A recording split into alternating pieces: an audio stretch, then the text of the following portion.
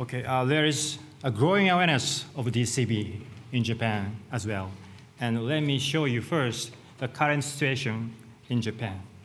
Since its introduction in 2014, it has increasingly favored among the Japanese physicians. Its usage is now about over 20%, and it's really close to 30%, not 40%. It's getting close to 30%. So anyway, 20% or 30% may sound a really decent number, but the reality, most of them are instant restenosis, small vessels, side branches, and main vessels account for only 20% of all DCB cases. It's so low. Why so low? The reason is very simple: lesion preparation. Lesion preparation is by no means easy in main vessels. In other words, it's because of the fears or concerns of a coronary dissection on main vessels. Here's an RCA distal lesion. We first performed a cutting angioplasty, a cutting balloon angioplasty, and then apply the DCB. And here's the final dissection. So we are not sure if we can leave it as it is.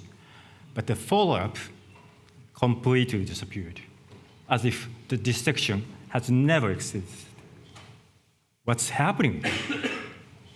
Next, LAD, very long, small, diffuse, and calcified. Because it's heavily calcified, we first performed a root ablation here, and this is after root ablation. And a cutting balloon was applied from the distal to the proximal LAD, and followed by the 2 long DCB. And here's the final with the dissection. Shouldn't we stent it? Because one is a proximal lesion, it's ostial of LAD. But actually, we don't need to. It completely healed beautifully. What's on what is going on here? Next, ACS, STEMI patient. We first performed thrombectomy and found that culprit was located on the proximal part of the RCA. Scoring, DCB, final. All this, we definitely need to put the stent because it's a spiral dissection. It's a STEMI patient. We need a stent. It's a wrong idea. At follow-up, completely healed. And this wonderful result remained even at 2 years follow-up. What on earth is going on with the dissection? So the question is it predictable? My answer is yes, in majority of the cases, but we need to learn several basic rules of DCB angioplasty. So let's walk through them together.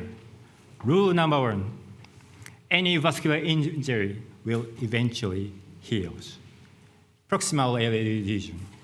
Okay? Again, cutting balloon, DCB, and final angiography with severe dissection. But at follow-up, it completely healed beautifully. When we look at the OCT image, the image were everywhere, all over, so many damages.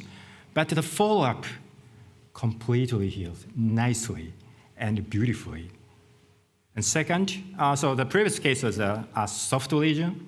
This time, this is calcified lesion. 2 lesions.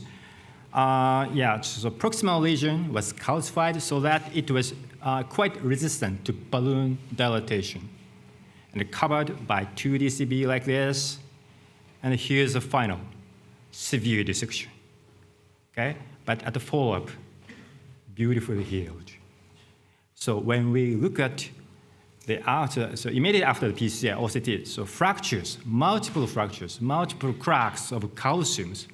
But the follow-ups, those gaps between the fractured calcium were filled with new tissues and showing the beautiful, complete healing like this. And next, move on to rule number 2. The intimal flap regresses over time and disappears. Left main. Therefore, we first perform an arthrolectomy like this, followed by DCB, and final with filling defects it's in a flap. So it's a bit uncomfortable to leave intimal flap because it's a left main. But follow-up disappeared, had gone. So when we look at the initial baseline, so for IVUS image, the intimal flap was clearly observed, like here, and at follow-up, gone. It's called intimal sloughing. So like this. So intimal flap or necrotic disformation is not a new concept. It's a kind of old idea. So basically, frayed edges or peeled intima will disappear at the end of the day. Circumflex CDO. After successful wiring, cutting balloon was followed, DCB, and final dissection. Looks like a very severe dissection, but in fact, it's just a flap.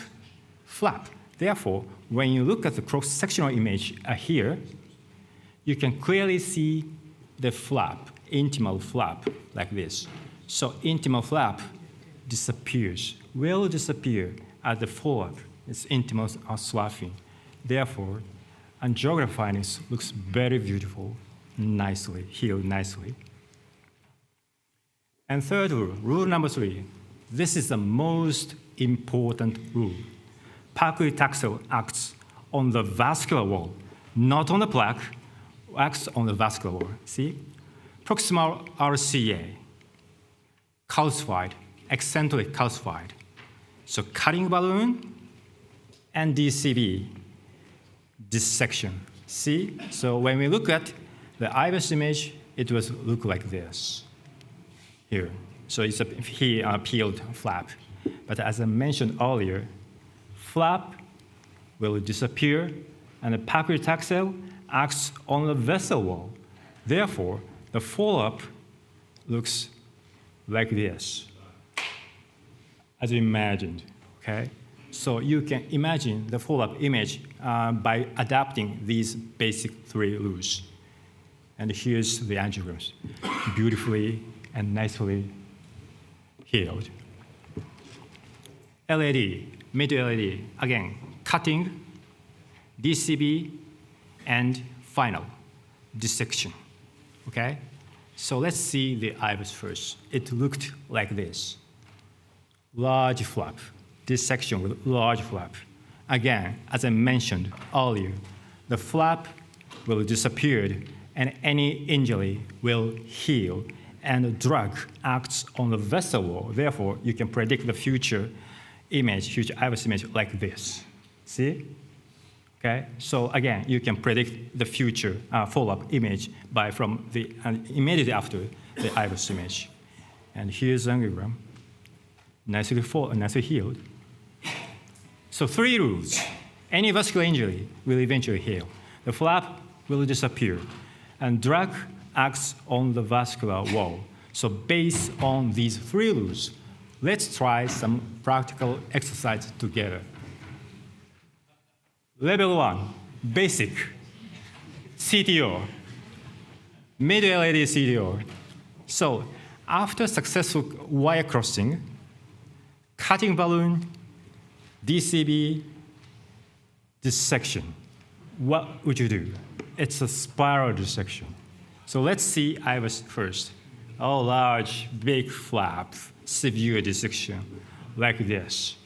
But as I mentioned earlier, again and again, flap disappears, any injury will heal, and drug acts on the vessel. Therefore, at the follow-up, see? So you can imagine the follow-up image from the baseline IVUS image. And based on this finding, angiography looks like this, complete and nice healing.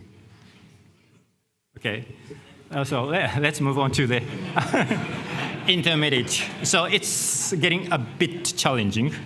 And 2 lesions, LAD 2 lesions, both were treated by cutting balloon and followed by DCB. And proximal looks okay, but mid part, it's a dissection.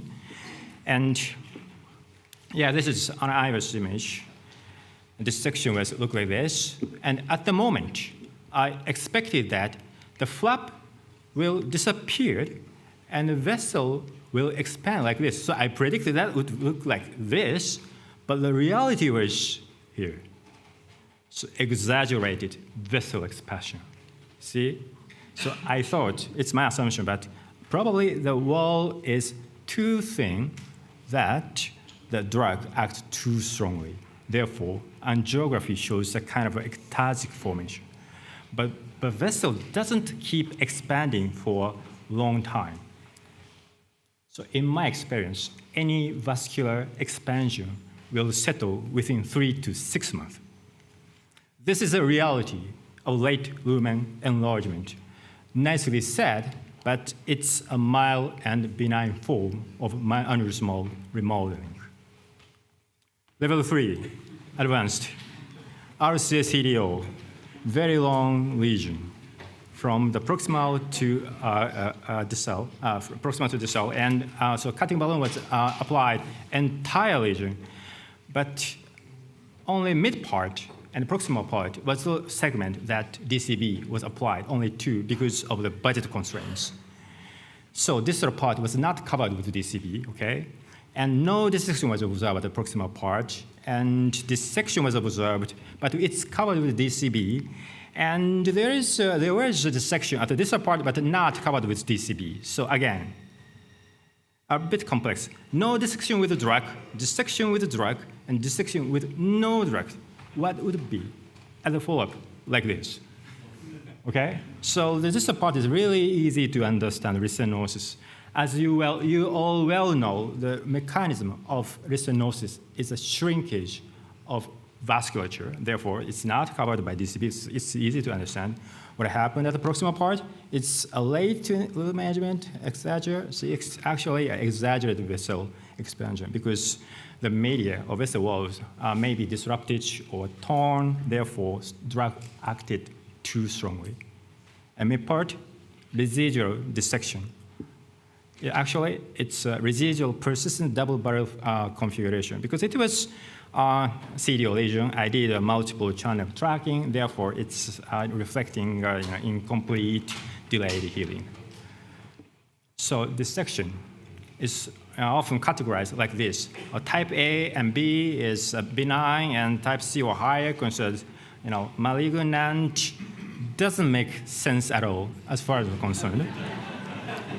Because it comes from the 1980s, more than 30 years. So current data shows the story. So when you put the residual stenosis after about, I'm sorry. We need to have discussion. Okay, I see. You made the point. If you want to get Okay. I'm sorry. So, what I want to say was mismatch was observed. We can't rely on angiography, and I like to give you a glimpse of what happened on the calcium, lesions. I talk too slow. Okay.